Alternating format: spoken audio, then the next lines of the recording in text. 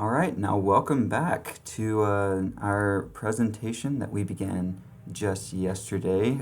If you are just joining us, or if you're joining us out of the timeline, today is April 21st, 2020, and yesterday we began part one of the marijuana abuse prevention presentation. My name is Charles Dingus, and I will be walking you through this presentation. We made this through Prezi, so it is pretty attractive, I would say. I'd be tooting my own horn by saying that, though. So, if you have any questions regarding our presentation yesterday, please feel free to contact us and leave that question or comment in our inbox. But if not, we hope that you find the rest of the information today complete and truthful. So without further ado, let's go ahead and get started. So let's start off by saying it is not a myth. I know a lot of people have probably said that it is not possible to become addicted to marijuana.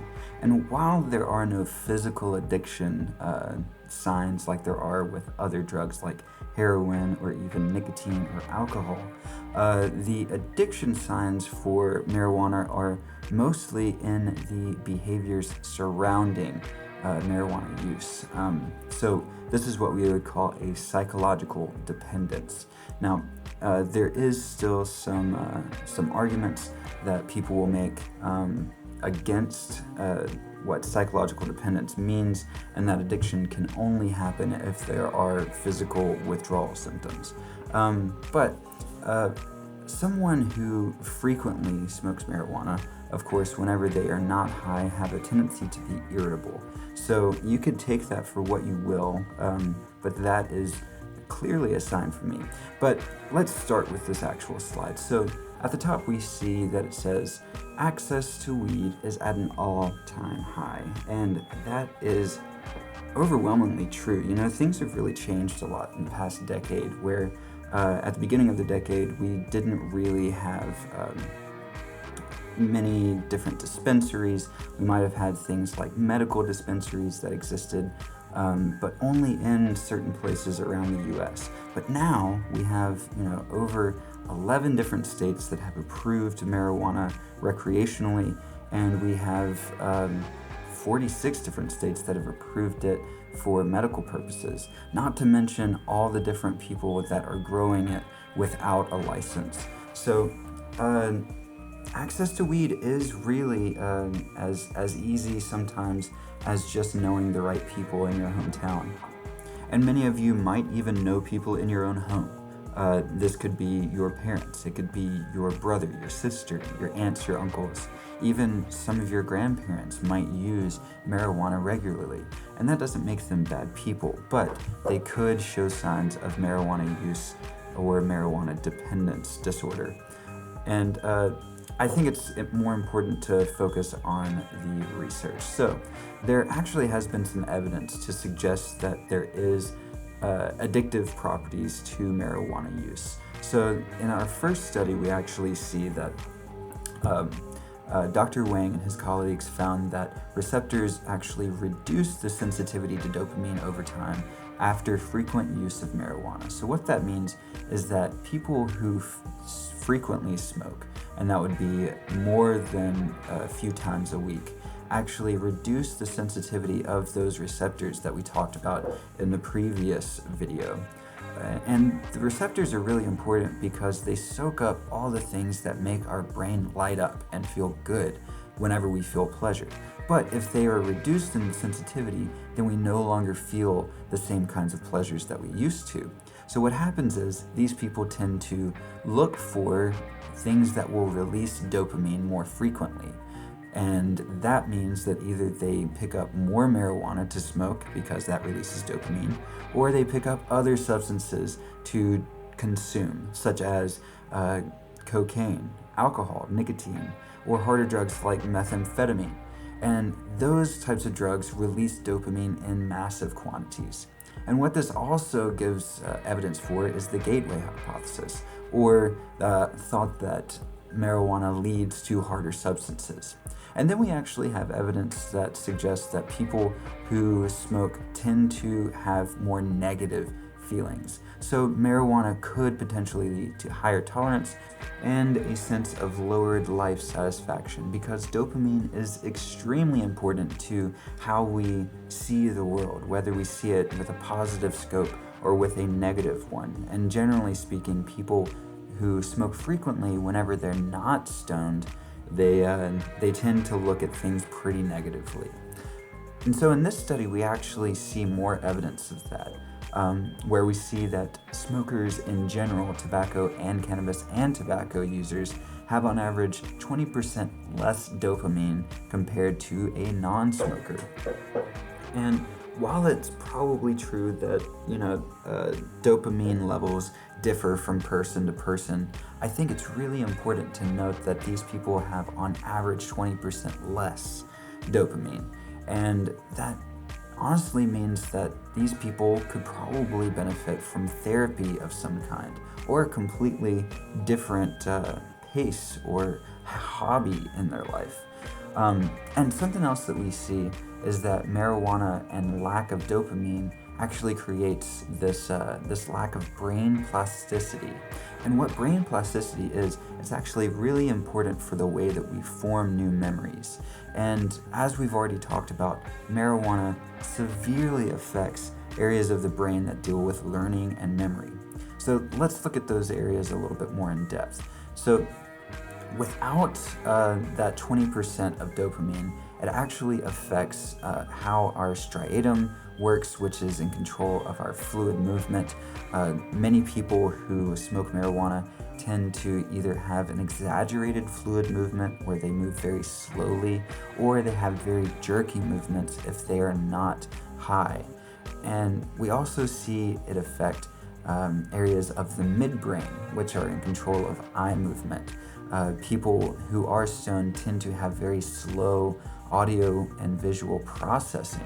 So they might hear something and then react to it much later. That delayed reaction effect that we sometimes laugh at in the movies. And then there's also our motor sensory areas of the brain. When I actually was a frequent smoker, I would have a really hard time with sleep paralysis, and I would have a difficult time getting out of bed, even though I was telling myself to wake up. And since I haven't been a smoker, I don't have those issues anymore. And so it affecting the thalamus is a really important part of just the motivation. Sometimes people who are high don't have the motivation to get up out of their seat, especially if they're smoking the strain of marijuana that is high in, we'll go ahead and say indica rather than sativa, which tends to make people a little bit more lethargic and sleepy. And then it also affects the cingulate cortex, which we talked about already, affects emotion formation and processing. So whenever they see someone, even someone that they care about, going through different emotions, they might have trouble understanding those emotions. Also, they have difficulty showing emotions. And so all of these effects actually last even after the high is gone, especially for chronic users. And of course, THC can be detected for several days after the high is even worn off. So it's really important to know how much you smoked and when, in relation to, let's say you have a drug test coming up for a job interview. And so we'll switch gears a little bit to talk more about vaping, which actually deals mostly with concentrates if we're talking about marijuana. And the vaping epidemic of 2019 actually all started with black market THC and CBD cartridges. And the places that were mostly affected were different areas where it was actually legal to purchase marijuana recreationally, which actually doesn't make too much sense, but it also stands to reason because people in those states were likely to let their guards down,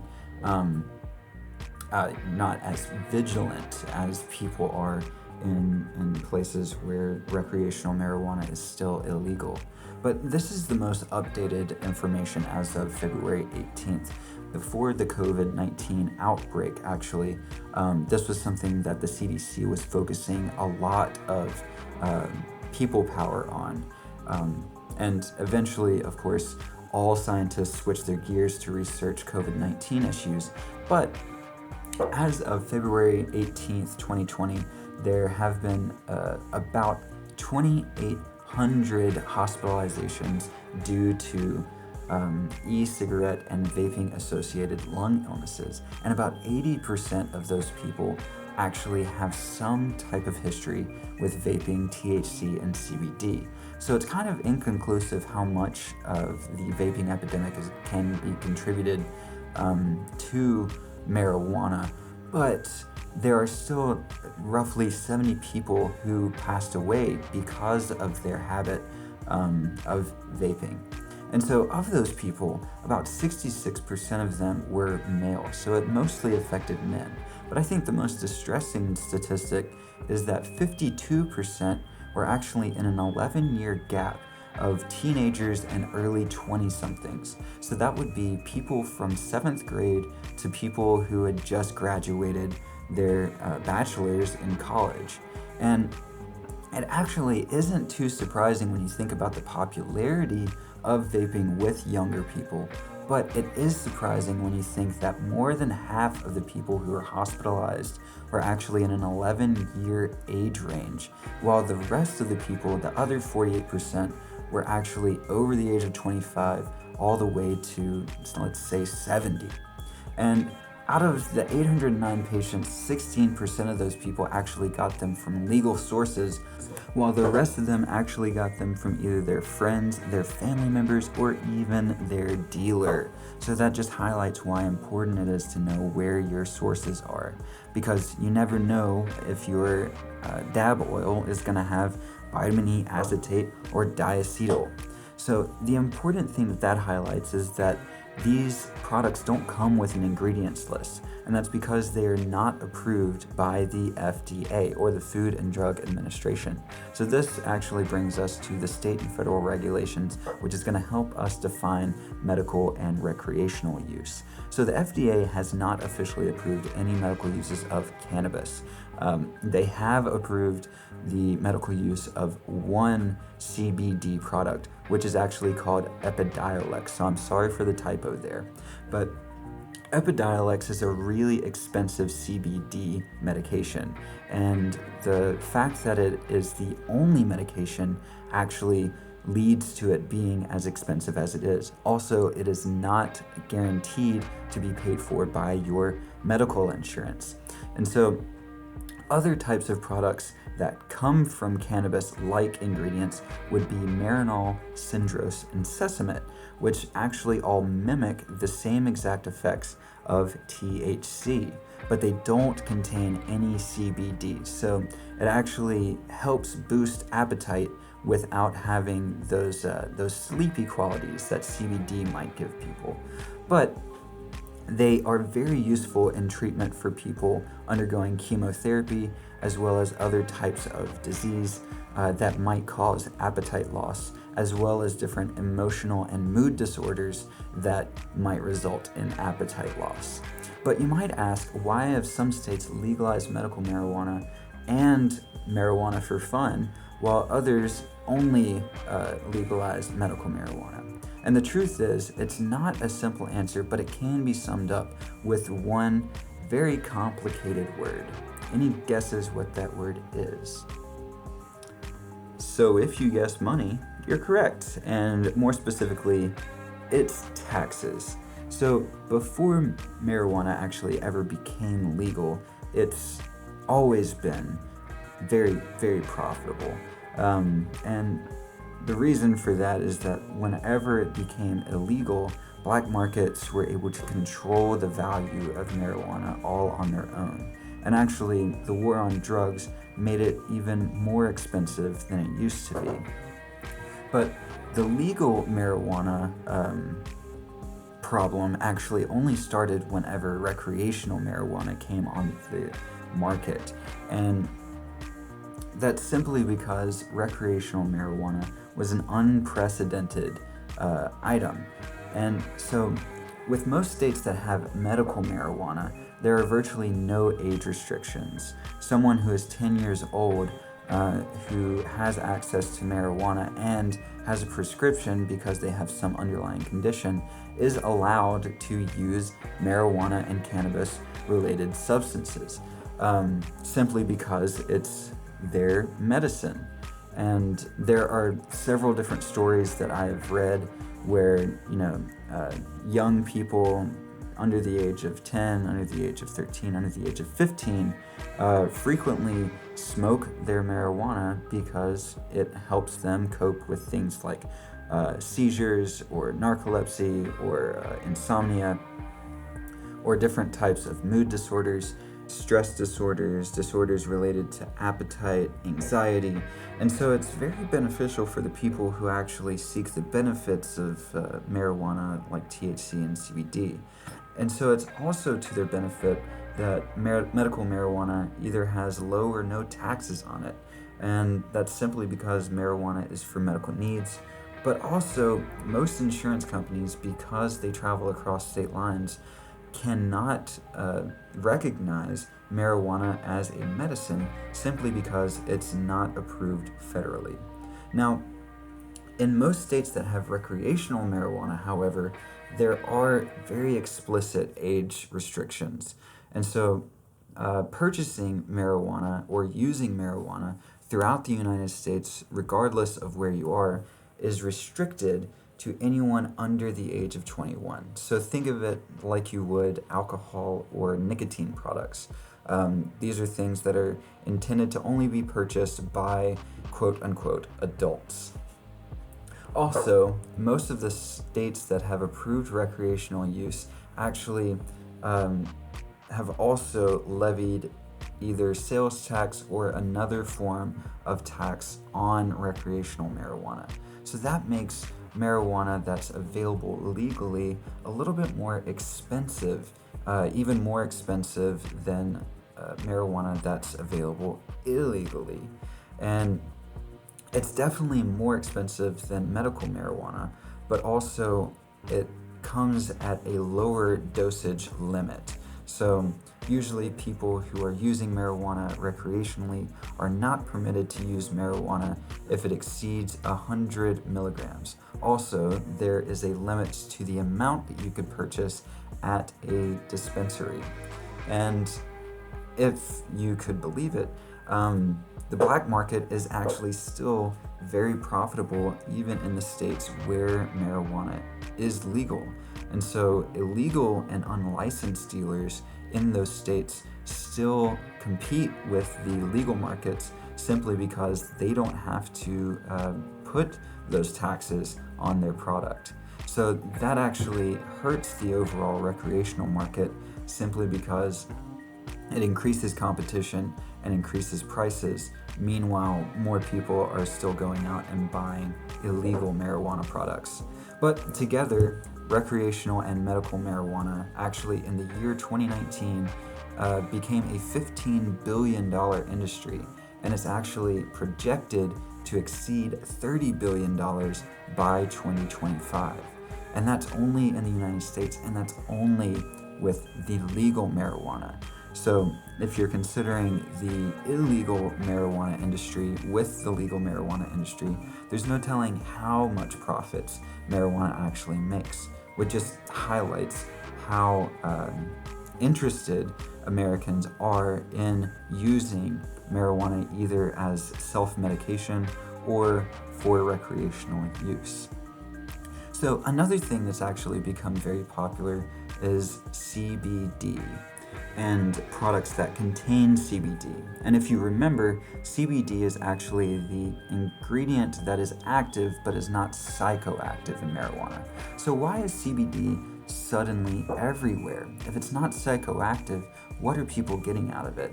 And we see it in forms of gummies, we see it in forms of tea, we see it in forms of vape cartridges and different types of essential oils. But do these CBD products actually work? And the reason why we see it everywhere, of course, is because of money. It is a very profitable industry. I've even seen some stores that strictly only sell CBD products. But there are actually a lot of other reasons why it's so popular. For some people, they might be former marijuana users that experienced a bad high at some point that gave them some very severe paranoia anxiety, and so they liked some of the side effects of marijuana, but not all of them. So they choose CBD instead. And then some people who might be considered law-abiding citizens who have never tried marijuana are curious of CBD because they hear that it works in other mysterious ways. And then, of course, some people use it as self-medication. Some people use it for treating pain, whether it's arthritis or joint pain. Some people use it for anxiety, even depression. And a lot of people use CBD to treat different types of sleep disorders, especially if you have insomnia. But I do hear that it gives you weird dreams. But the reality about most of the CBD stuff is that the products that you find in gas stations or online or in dispensaries, and I've even seen them available in clinics, is that none of them have really ever been approved by the FDA as medicine. And so that actually begs the question, are they actually what you think they are? And most of these products don't have any type of nutrition facts on them. And so there's no way of knowing really what is inside of them. And so some do in fact contain trace amounts of THC, even though that is illegal. And there's no way of really knowing if what you're getting does have THC in it or not. So there have been people who have tried it and ended up getting, woozy. They got a little bit high. But the trace amounts aren't enough to be completely psychoactive. But what does happen is it causes people to lose some form of coordination, and those people might even fall asleep. And if that would happen, it'd be very dangerous just because some people choose to take CBD before they start driving because driving can cause back pain or something like that. And then also, a lot of these different CBD pills are actually just placebos. And so they're mostly made of cellulose, which is a sugar that can be formed into a gelatin. And so most of the gummies that contain CBD are actually mostly sugar. And so the important thing to note here is that placebos have been used for years just as a way to trick the person who is taking them into thinking that it's actually having an effect. But in reality, if you're thinking that you're taking CBD and you start to feel a little bit better, but what you're actually feeling is a sugar high, then as soon as the sugar wears off, then you are no longer going to be feeling those effects. And so you're probably going to say that this CBD doesn't even work. So I do want to remind everybody that the only actual FDA approved CBD or cannabidiol is Epidiolex.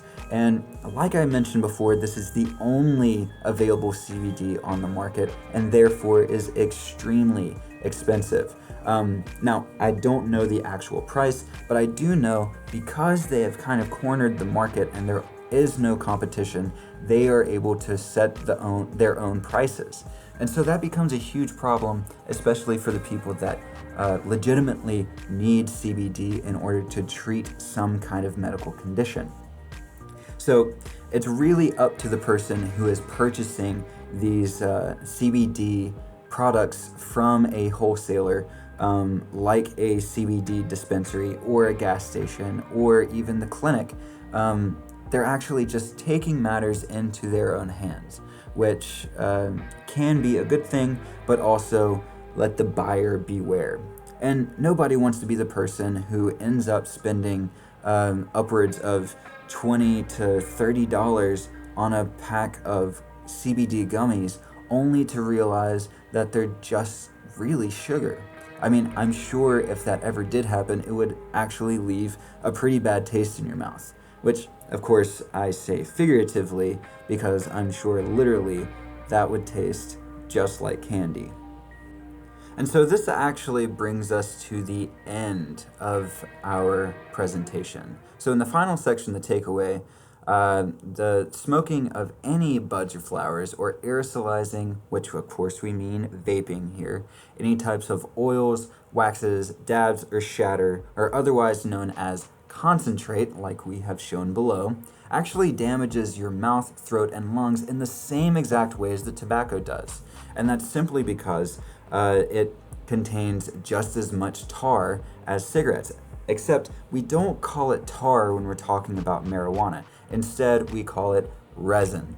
And so this resin, whenever it is smoked and vaporized or aerosolized, actually leaves behind a very thick, sticky yellow, brown, or black substance that clings to all surfaces. So if you've ever seen someone who is smoking from a pipe, or say even a water pipe, and you might have noticed a buildup of residue on the inside, usually around the bowl and throughout different structures inside of the pipe itself, you might have noticed that it becomes very opaque and hard to see through. And that's because this resin substance builds up over time, and depending on how much this person smokes in any occasion, it might build up excessively.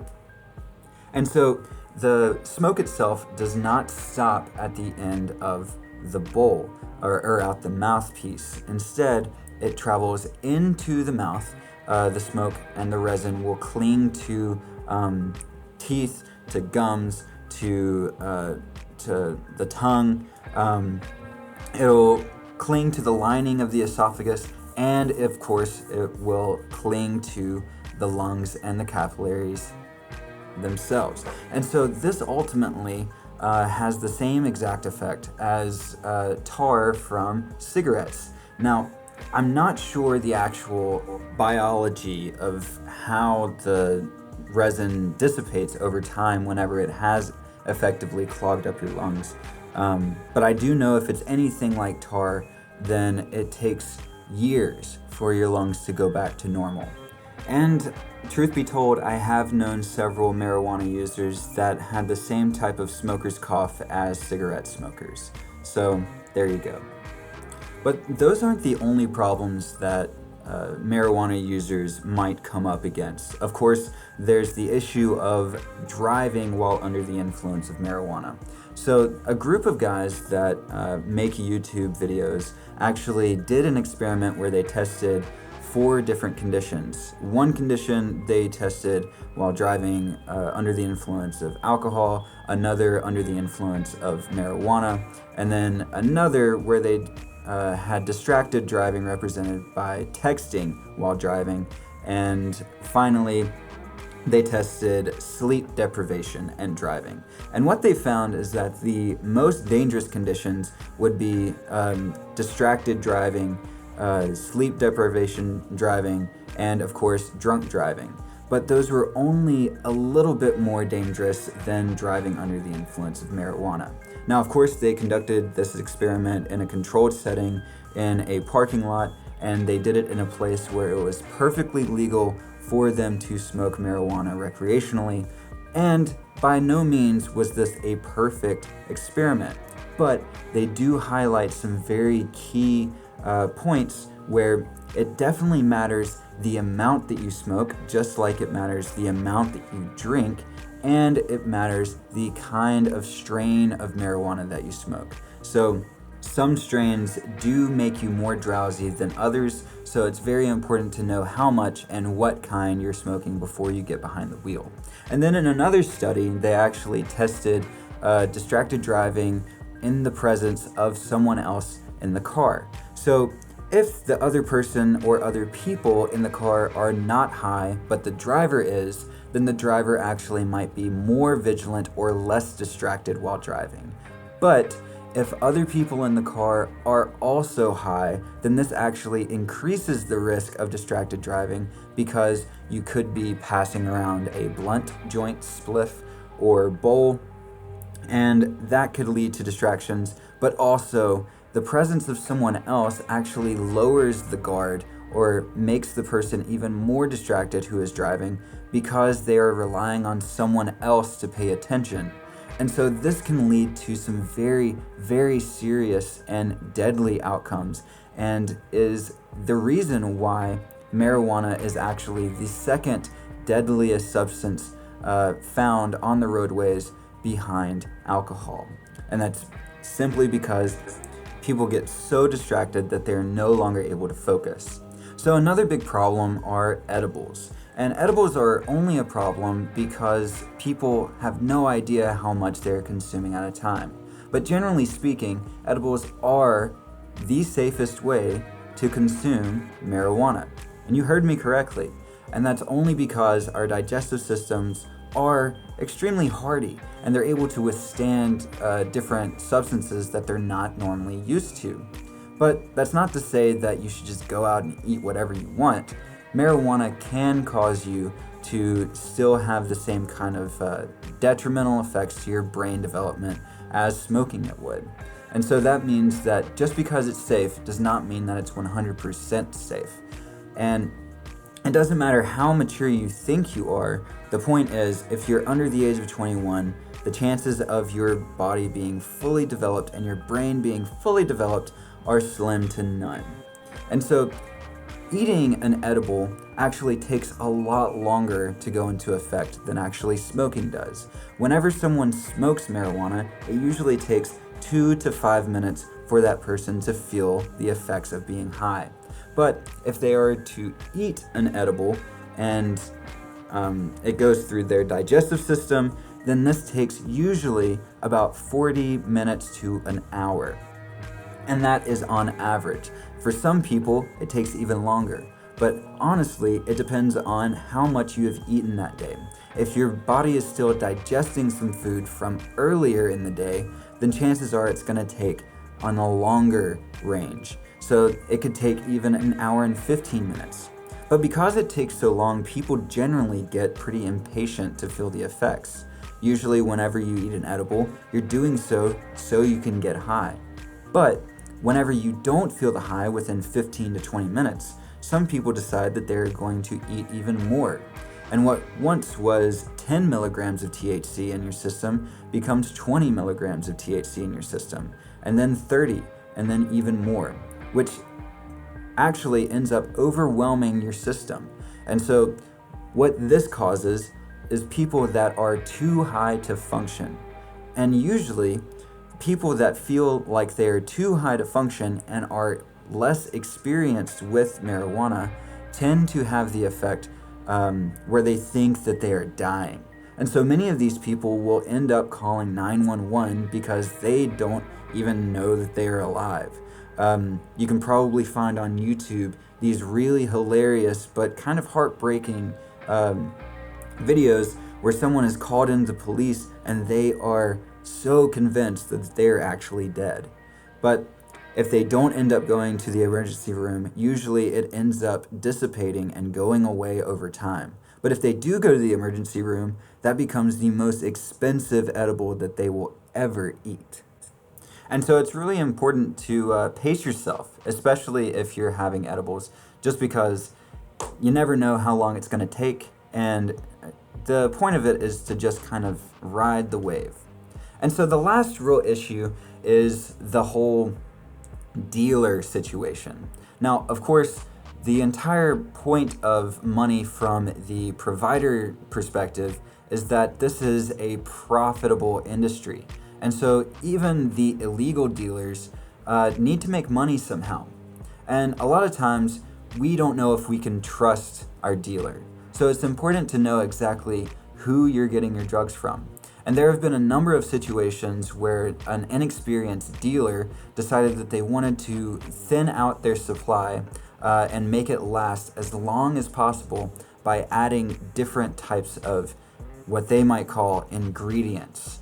But these ingredients are usually chopped up pharmaceuticals like opioids, such as Percocet or OxyContin or even fentanyl, which in large enough quantities can be lethal. So this was actually a very popular and trendy thing to do in the middle 2000s. And what would happen is someone would have their gram of weed or whatever, and they would roll it around in the dust that was shaved off of their medication. And so what this ended up doing is people would smoke their medication on top of the marijuana, and they would have that compounded effect of adding a drug to another drug. And so ultimately, what happened is people, they would experience even more drowsiness than they would experience otherwise if they had only smoked just marijuana. But a lot of the dealers caught on to what was happening, and so they wanted to increase the value of their marijuana by adding substances to it. So some dealers started to add things like embalming fluid. Some dealers might add things like ketamine, and some dealers might add things like Molly or other stimulants like cocaine, and then others might add more lethal drugs like fentanyl. And in pure doses, fentanyl is extremely potent and extremely deadly. So these inexperienced dealers who decided to cut their marijuana with very deadly substances like fentanyl ultimately ruined people's lives because they were just trying to make an extra buck. And so it's really difficult to know exactly who you can trust. I know back whenever I was a frequent smoker, I would often go through this very long vetting process where I basically tried to get to know my dealer so I wouldn't be, screwed over in any way. And so that is something that takes a lot of time and it takes a lot of patience. But ultimately what you want is quality and you want safety, because if you don't have either of those things, then you're putting your own life at risk. So it's important to know where your dealer gets their drugs, but also who your dealer is. And this takes a very long time, and you're probably gonna get screwed over a few times before you even know. But really, it's most important for you to avoid these drugs until you're able to get it from a reputable source, which would be a dispensary in a place where marijuana is legal. And then lastly, the biggest issue is that if you don't know where your source is or where your source comes from, then you run the risk of becoming hospitalized because you have gotten botched goods. And so the majority of hospitalized evil eye cases actually got their cartridge from their dealer, which would be an illegal means to get an oil cartridge. And so most of the oil cartridges that came in actually had that vitamin E acetate or that diacetyl. And these are in places where marijuana is already legal. So why then didn't they just get their marijuana or their cartridge from a dispensary? And the simple answer is it was probably less expensive to get it from a dispensary, or to get it from their dealer.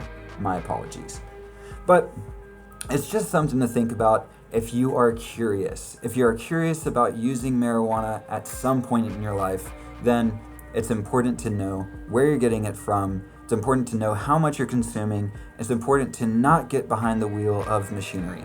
And so we like to acknowledge that times are changing, and if you do decide to try marijuana at some point in your life, hopefully you wait until you're at least 21 years old, you're with people and friends that you know and can trust, and you are in a place where doing marijuana is totally legal.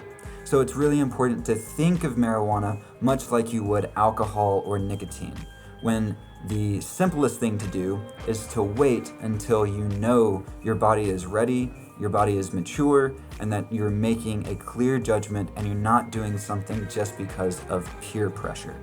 So with my ending argument, I'm actually going to leave it to the political cartoons. So here I have an entire set of cartoons for you to enjoy.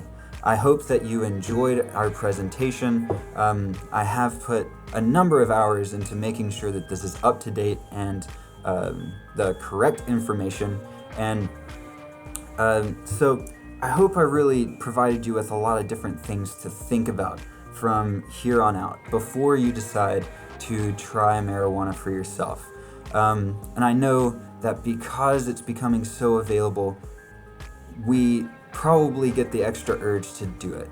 But above all, what you need to do is just sit back, relax, and ultimately just chill, right? I mean, it doesn't make sense to throw away all of your choices, all of your free will, just because you really wanted to fit in. But I do understand that high school, middle school, even college can get pretty tough. So, from all of us here at Ox Communicare Prevention, we hope that you enjoyed our video, and that if you have any questions, comments, or concerns, please leave something in the comment section or get into contact with one of us through the emails provided in the description.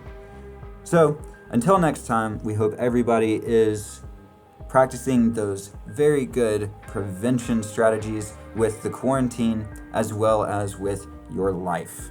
Make sure that you are washing your hands, try not to touch your face, maintain social distancing of at least 6 feet, wear your face masks, but above all, practice all types of prevention.